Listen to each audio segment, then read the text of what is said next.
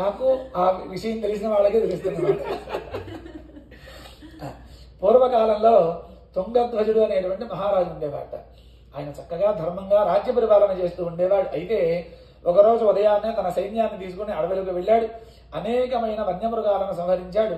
సరే కాస్త అలసిపోయాడు, విశ్రాంతి తీసుకుందామని చెప్పి వెడుతూ ఉంటే ఆ అడవిలోనే జీవన సాగించేటువంటి గొల్లలందరూ కూడా భక్తి శ్రద్ధలతో సత్యవ్రతాన్ని చేస్తున్నారట. ఈ మహారాజు ఆ పక్క నుంచే వెడుతూ స్వామికి నమస్కారమైనా చేయకుండా వెళ్ళిపోయాట. అంటే సర్వసాధారణంగా మనం అంటే ఇలా ఉంటున్నాం కాబట్టి మనకి వ్రతం అంటే ఇలా చేస్తాం. మరి అడవుల్లో జీవన సాగించే వాళ్ళు వ్రతం అంటే ఎలా చేస్తారు? ఈ రోజునంటే మనకి ఇవన్నీ వచ్చినాయి. కానీ పూర్వకాలంలో మనం చూడండి, ఇప్పటికైనా మనం పల్లెటూళ్ళు వెళితే ఒక చెట్టునో ఒక పుట్టనో లేదంటే మనం ఒక రాయినో పరమాత్మగా భావం చేసి మనందరం పూర్వం అలానే చేసేవాళ్ళు.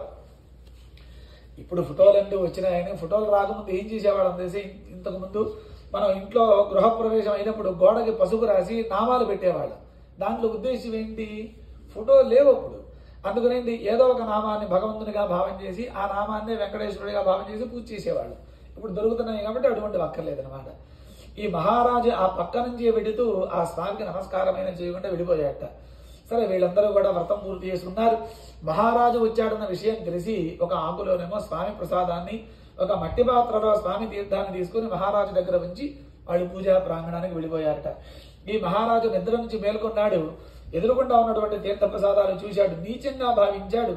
అరే, నేనేమో మహారాజుని, వీళ్ళేమో గొల్లలు, వాళ్ళు వ్రతం చేసుకోవడం ఏంటి, ఆ తీర్థ ప్రసాదాలు నాకివ్వడం ఏంటి, అసలు వీళ్ళకి బుద్ధి జ్ఞానం అంటే ఏమైనా ఉన్నాయా? అంతేకాకుండా తెల్లారు లేస్తే వెండి పళ్ళాలను బంగారు పళ్ళాలను భోజనం చేసే నాకు ఈ ఆకులోనూ మట్టి పాత్రలోనూ తీర్థ ప్రసాదాలు ఇస్తారా అంటూ స్వామి భక్తుల్ని అనరాని మాటలన్నమాట మహారాజు. పరమాత్మ వీడికి బుద్ధి నేర్పించాలనుకున్నారు. కొంతమంది మాయా రాజభటులను సృజించారు. ఆ రాజభటులు ఈ మహారాజు దగ్గరగా వచ్చారు. మహారాజా మహారాజా, మీకు ఒక అశుభవార్త. ఏమిటయ్యా అంటే, మీ 100 మంది కుమారులు మరణించారు, మీ రాజ్యమంతా కూడా శత్రువుల అధీనంలో ఉందని చెప్పి విషయం చెప్పాట. మహారాజు బాగా ఆలోచించాడు. ఎందుకని? జ్ఞానవంతుడు కదండి, ఎందుకని ధర్మంగా రాజ్య పరిపాలన చేస్తున్నాడంటే మంచివాడనే కదా. అయితే మంచివాళ్ళు కూడా తెలుసో తెలియకో ఏదో తప్పులు చేస్తూ ఉంటాం కదా. తప్పులు చేయడం అనేది మన హక్కు అన్నమాట, మన మానవ నైజం అది. అయితే ఈ మహారాజు తుంగధ్వజుడు బాగా ఆలోచించాడు. వాళ్ళకి మనకి తేడా ఏంటంటే, మనం తప్పు చేసి పక్క వాళ్ళ మీద నెడుతూ ఉంటాం. వాళ్ళు మహానుభావులు కాబట్టి, జ్ఞానవంతులు కాబట్టి ఏం చేశామా అని వాళ్ళే ఆలోచిస్తూ ఉంటారు. మహారాజు బాగా ఆలోచించాడు. ఈ తీర్థ ప్రసాదాల విషయం గుర్తుకు వచ్చిందట. అరే, ఎంతటి ఘోర పాపం చేశాను, పరమ పవిత్రమైన స్వామి ప్రసాదాన్ని నీచంగా భావించి వదిలేశానా, స్వామి భక్తుల్ని అనరాని మాటలన్నానా, ఎంతటి తప్పు చేశానా అనుకున్నాడు. మళ్ళీ బయలుదేరి వెనక్కి వచ్చి ఆ గొల్లలందరికీ కూడా క్షమార్పణ చెప్పాడు.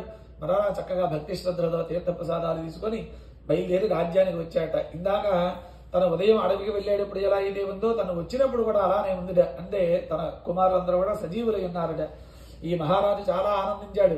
తీర్థ ప్రసాదాలకే ఇంత మహత్యం ఉన్నట్టు ఇదే వ్రతం చేస్తే ఇంకా సుఖంగా ఉంటుంది కదా అనుకున్నాడు. తనే కాకుండా తన రాజ్యంలో ఉండే వారందరితో కూడా వ్రతం చేసేటువంటి ఏర్పాట్లు చేయించారు. అందరూ ధర్మ మార్గంలో జీవనం సాగించడం చేత సకల సుఖాలు సంతోషాలు అనుభవించి అంతిమ విష్ణు సాయుధ్యాన్ని పొందారు.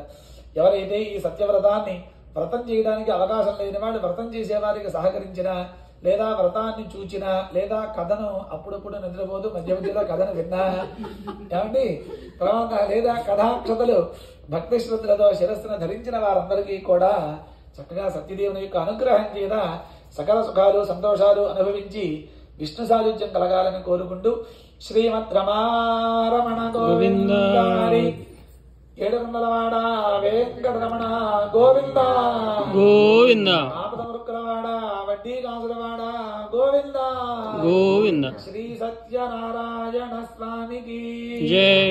చక్కగా ఒక్కసారి అందరూ స్వామిని మనసులో ప్రార్థన